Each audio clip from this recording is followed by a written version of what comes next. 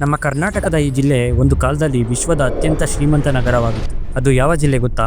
ಇದು day 9 of Karnataka journey, ಒಂದು ದಿನ ಒಂದು ಜಿಲ್ಲೆ. ಇಂದಿನ ಜಿಲ್ಲೆ ಪಾರಂಪರಿಕ ನಗರಿ ವಿಜಯನಗರ. ಈ ಜಿಲ್ಲೆಗೆ ಅಂದಿನ ವಿಜಯನಗರ ಸಾಮ್ರಾಜ್ಯದಿಂದ ವಿಜಯನಗರ ಎಂದು ಹೆಸರು ಬಂದಿದೆ.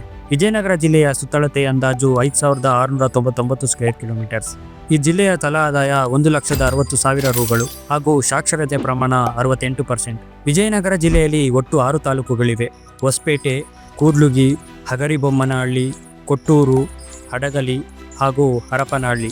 ವಿಜಯನಗರ ಜಿಲ್ಲೆಯ ಪ್ರಮುಖ ಸ್ಥಳಗಳು: ಹಂಪಿಯ ವಿರೂಪಾಕ್ಷ ದೇವಸ್ಥಾನ, ಕಲ್ಲಿನ ರಥ, lotus Mahal, Ankasamudra bird sanctuary, Mallikarjuna ದೇವಸ್ಥಾನ ಹಾಗೂ ತುಂಗಭದ್ರಾ ಡ್ಯಾಮ್.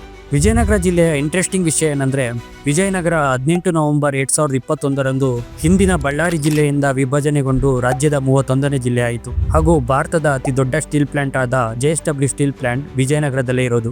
ಹಾಗೂ ವಿಜಯನಗರದ ಹಂಪಿ ಒಂದು ಕಾಲದಲ್ಲಿ ವಿಶ್ವದ ಅತ್ಯಂತ ಶ್ರೀಮಂತ ಮತ್ತು ದೊಡ್ಡ ನಗರಗಳಲ್ಲಿ ಒಂದಾಗಿತ್ತು. ಕೊನೆಯದಾಗಿ, ಭಾರತೀಯ ಇತಿಹಾಸದಲ್ಲಿ ಶ್ರೇಷ್ಠ ನಗರಗಳಲ್ಲಿ ಒಂದಾಗಿದ್ದ ಹಂಪಿ ಯುನೆಸ್ಕೋ ವಿಶ್ವ ಪರಂಪರೆಯ ತಾಣವಾಗಿ ತನ್ನ ಪರಂಪರೆಯನ್ನು ಸಂರಕ್ಷಿಸುತ್ತಿದೆ.